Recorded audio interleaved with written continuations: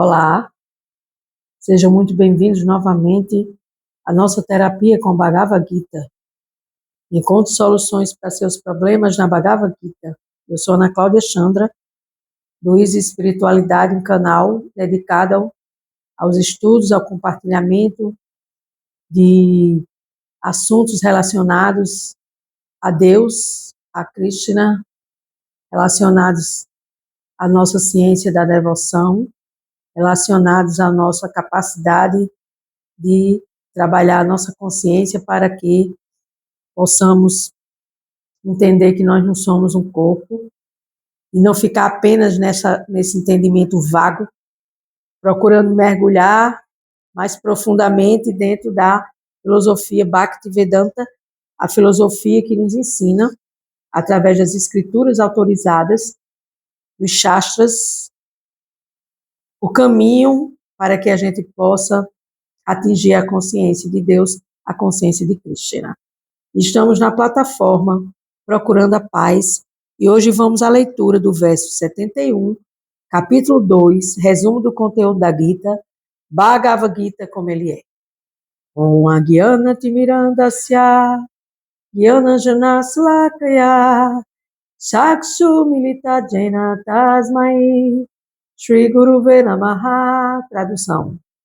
Embora eu tenha nascido na mais escura região da ignorância, esse material, o meu mestre espiritual abriu meus olhos com a luz da tocha do conhecimento transcendental. A tal mestre espiritual eu presto minhas humildes e respeitosas reverências. Reverências a este mestre, ao mestre maior de todos os mestres, o Senhor dos saberes, o Senhor, aquele que é a verdade absoluta, aquele que nos traz a verdade. Conhecereis a verdade e a verdade vos libertará, já diz Jesus. E essa verdade, ela é traduzida aqui na filosofia védica como a ciência da devoção, como a ciência que nós devemos praticar, porque uma ciência ela tem teoria, ela tem a prática de colocar a teoria em prática e a gente colhe os resultados. E quando nós colhemos resultados que são de acordo com a nossa evolução, de acordo com as nossas mudanças de hábitos, de acordo com tudo aquilo que Deus e Krishna, a suprema personalidade de Deus na filosofia védica, nos traz e nos orienta para que possamos cada dia mais buscar essa consciência de Deus, essa consciência de Krishna, procurando a paz. Aquele que abandonou todos os desejos de gratificação dos sentidos, que vive livre de desejos, que abandonou todo o sentimento de propriedade e não tem ego falso, somente ele pode conseguir a paz verdadeira. Veja aqui, capítulo 2, verso 71, resumo do conteúdo da Gita. A suprema personalidade de Deus é enfático.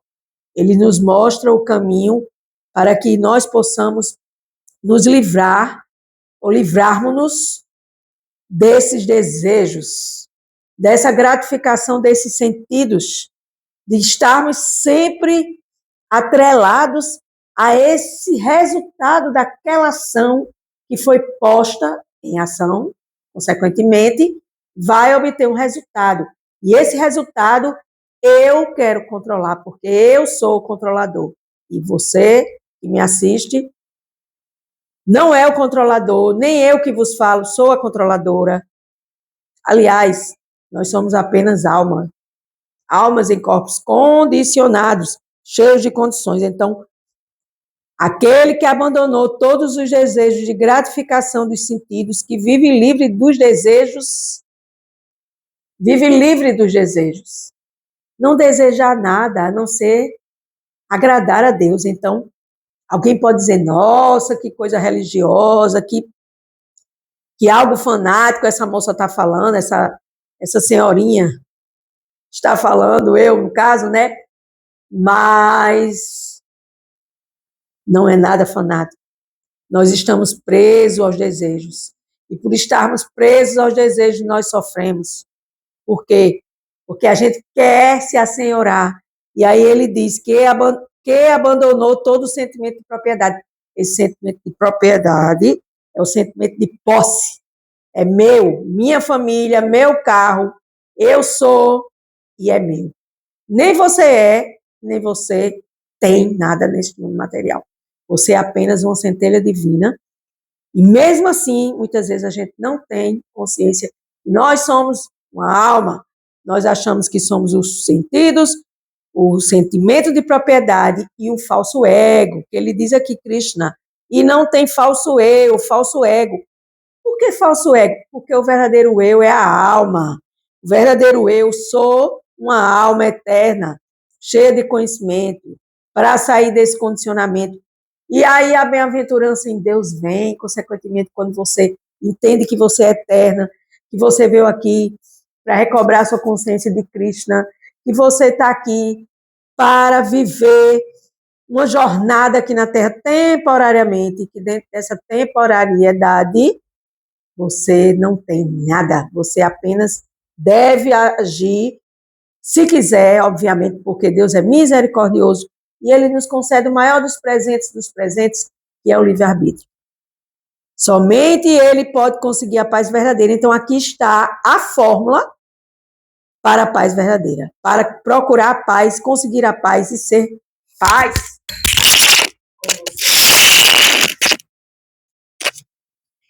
Perdão que caiu aqui, espero que não tenha atrapalhado o áudio. Então, essa pessoa, né, que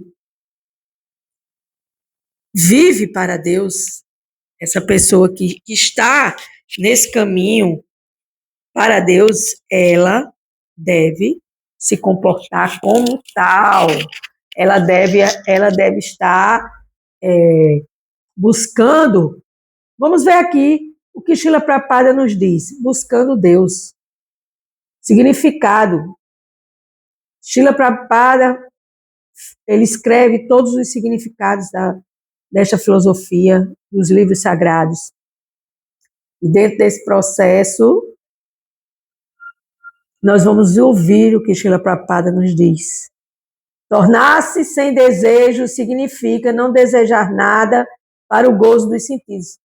Então, minha gente, quando eu leio uma frase dessa e vejo que a gente está sempre desejando alguma coisa, por isso que a gente vive na ilusão e vive condicionado. Ontem mesmo, eu estava assistindo uma aula de um mestre, Bhakti Yoga, e ele diz, o tema da palestra é por que vivemos em ilusões? Por que estamos em ilusão? Por que vivemos nessa ilusão? Porque a gente está sempre desejando ficar aqui neste mundo material. E a gente não quer ir embora daqui. Por quê? Porque a gente não faz nenhum esforço para sair daqui. Então, Srila Prabhupada diz, tornar-se sem desejos significa não desejar nada para o seu ego, para o seu gozo dos sentidos. O desejo de tornar-se consciente de Deus, de Krishna, é de fato a ausência de desejo. Então, eu não desejo nada a não ser desejar o que Deus quer para mim. E o que é que Deus quer para mim? Observe sua vida quando as coisas estiverem dando errado. Porque quando as coisas dão errado é porque você está no caminho errado. E aí vem a varinha de Deus, vem a massa orientadora de Deus para orientar você e dizer, epa, preste atenção. Então, está em perfeita consciência de Krishna, de Deus, quem compreende sua verdadeira posição como servo eterno de Deus. Por que a posição de servo eterno? Porque eu sou uma alma e toda alma serve ao seu Criador. E não serve para ser serva da matéria, porque vai sofrer.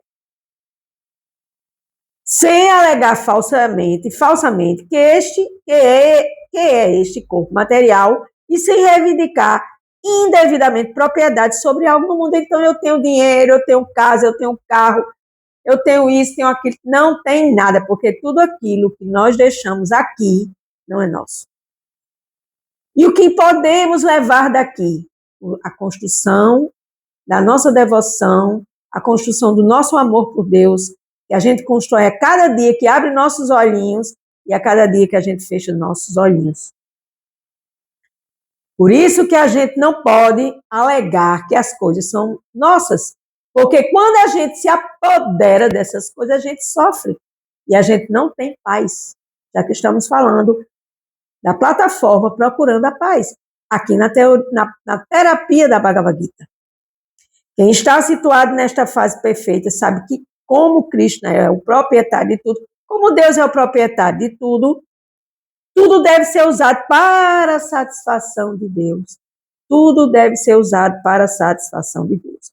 O fato de Arjuna não querer lutar era porque, evitando a luta, ele satisfaria os seus sentidos. Mas, quando se tornou plenamente consciente de Krishna, ele lutou porque Krishna queria que ele fizesse. Então, a batalha de Kurukshetra, Arjuna não queria lutar. Como a gente também não quer lutar e fica inventando 1000 desculpas, que o falso ego da gente inventa, junto da trilogia. A mente traz o blá, blá, blá, a gente sente, não, eu não vou, eu tenho medo de lutar, eu tenho medo de fazer, eu prefiro ficar procrastinando aqui, tá tudo certo.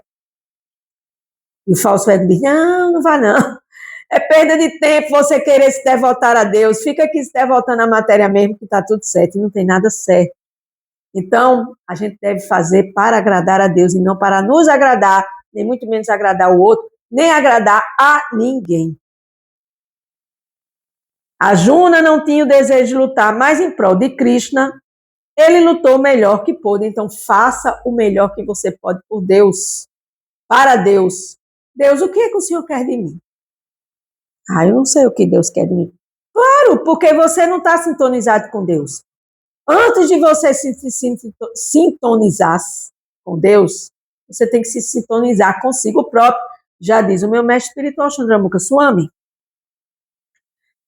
Então, aqui, verdadeira ausência de desejos é o desejo de satisfazer a Deus, e não a tentativa artificial de abolir os desejos.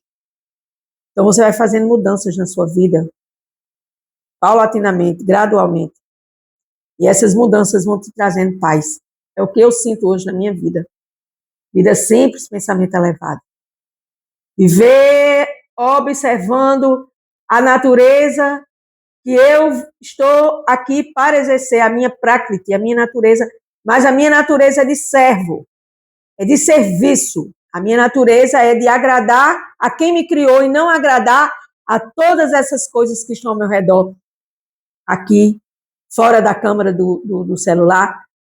E eu disse, eu tenho tudo isso, eu sou a pessoa mais rica do mundo. Eu seria a pessoa mais rica deste mundo quando eu realmente não desejar nada separado de Deus, eu não desejar nada separado de Deus. A entidade viva não pode existir sem desejos, ou sem sentidos, mas deve mudar a qualidade dos desejos, foi o que eu acabei de falar, sem saber que eu iria ler, que Srila Prabhupada dá continuidade aqui ao seu significado. Então, desejar junto de Deus. Você vai fazer uma viagem, viaje com Deus, converse com Deus, pergunta a Deus se Ele quer que você viaje, pergunta a Deus. Primeiro mereça para depois pedir, como diz Srila Prabhupada, mas a gente quer pedir um monte de coisa como se Deus fosse um comerciante para fazer troca com a gente. E que Ele fosse obrigado a nos dar tudo aquilo que a gente pede. Saia fora desse pensamento limitado e dessa devoção, que não é uma devoção adequada para você desenvolver um amor puro por Deus, porque o sentido da alma está aqui neste corpo material, é consciência de Deus, e dentro dessa consciência de Deus desenvolver o amor puro por Deus. Quem não tem desejos materiais certamente sabe que tudo pertence a Krishna e, portanto, não alega falsa propriedade sobre algo. Então, o que é que eu tenho aqui nesse momento? Eu tenho a minha fala que foi dada por Deus, eu tenho a inteligência, eu tenho a visão, eu tenho a comunicação, eu tenho este livro. E quem me deu tudo isso? Deus. Quando a gente observa minuciosamente cada detalhe da nossa vida, e a gente procura fazer da nossa vida uma oferenda a Deus, a gente vai ver que nada é separado de Deus, que tudo, que Deus está assinando tudo ao seu redor. Seu carro não é seu, foi Deus que lhe deu. Sua casa não é sua, foi Deus que lhe deu. Como diz meu mestre espiritual, nem uma meia rasgada pertence a gente. Por quê? Porque a gente comprou com dinheiro. E esse dinheiro veio de onde? Porque vamos dizer que Deus não queira que você tenha mais nada, então sua vida vai à falência. Porque as coisas acontecem não é porque você é o maior, mais inteligente e vai ganhar o maior salário da empresa. Não. As oportunidades virão porque existe o controlador supremo e ele controla a sua vida, colocando na sua vida aquilo que você precisa passar e aquilo que está dentro do seu merecimento. Este conhecimento transcendental baseia-se em autorrealização. Eu me realizo em Deus e não na matéria. Eu sou uma alma e não um corpo. Isso é autorrealização. Ou seja, sabe-se perfeitamente bem que em sua identidade espiritual, cada ser vivo é parte integrante de Deus. Cada ser vivo é parte integrante de Deus, de Krishna. E que eu sou, portanto, uma alma na minha posição eterna de alma. E que eu estou vinculada a Deus eternamente. Eu tendo consciência ou não tendo consciência? Portanto, nós não somos iguais a Deus, jamais seremos, e nem muito maior do que Ele. Então, com essa compreensão desta consciência acerca de Deus, do absoluto de Krishna, é o princípio básico da verdadeira paz. Quando você entende isso, você adquire paz. E essa paz não é da boca para fora. Está tudo bem, está tudo bem, está tudo bem. Não, eu estou em paz, porque eu tenho consciência de Deus. Deus está comigo, eu estou com Deus. Nós somos um time para vencer todos os obstáculos dessa vida e encontrar a verdadeira paz. Eu sou Ana Cláudia Chandra, do Easy Espiritualidade, aqui na plataforma Procurando a Paz, capítulo 2, verso 71, encerrando mais um dia. Gratidão.